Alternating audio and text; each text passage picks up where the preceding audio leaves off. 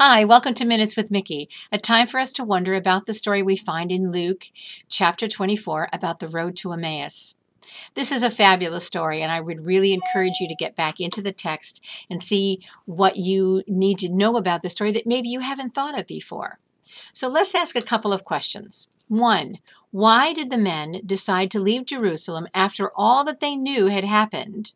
That the women had come and said they had seen Jesus and that the disciples had gone to the tomb and that it was empty. Why did they leave Jerusalem and make this 7-mile walk to Emmaus? Seems to me like they were leaving when all the good stuff was just starting. When they didn't realize that Jesus was walking alongside of them and they explained all that happened, Jesus was very gracious in beginning to explain to them what they needed to know. The 7-mile trip from Jerusalem to Emmaus, we don't really know how long it took them, but it was dark when they got there, and they invited Jesus to join them for a meal. And I find it interesting that Jesus was the one that took the bread and broke it and gave thanks.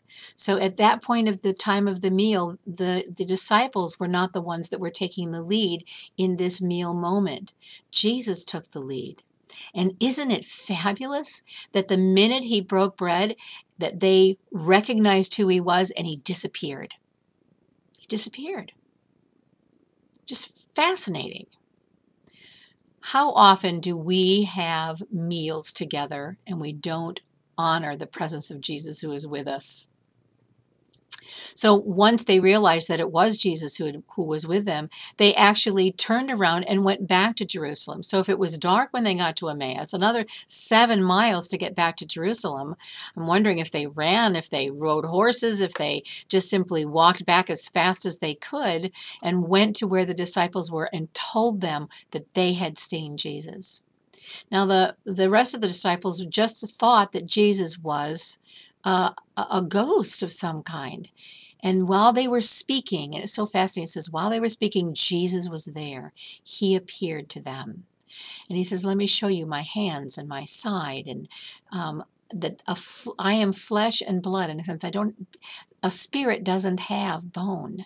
And then he asked for something to eat. And they gave him a fish and he ate it. And they were so overwhelmed, and it says they were overcome with joy. It makes me wonder about the number of times that we run about our daily life.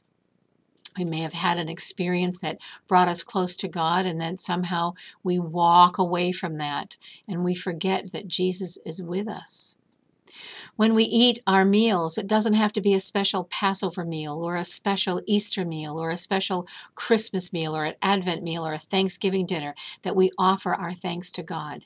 It's in every meal that we have with one another that we should be breaking bread and recognizing that God is with us, that the Lord is present in that meal.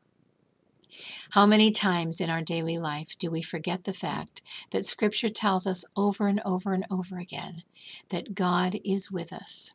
I'm reminded of Joshua 1:9 when the Lord tells Joshua, be strong and courageous, do not be discouraged, do not be afraid, for the Lord your God is with you wherever you go. Jesus was with those disciples on the road to Emmaus. He was with them even without being physically present on their walk back. He was with the disciples in that room, and he appeared to them and showed himself to them. What a fabulous God we have who wants to be with us. Don't miss those times when the Lord appears to you, and always remember that he is there. What is God telling you in this story? Where do you see God's grace again and again? What is it that you need to glean from this story that you wouldn't have gotten from another one? Have a great week.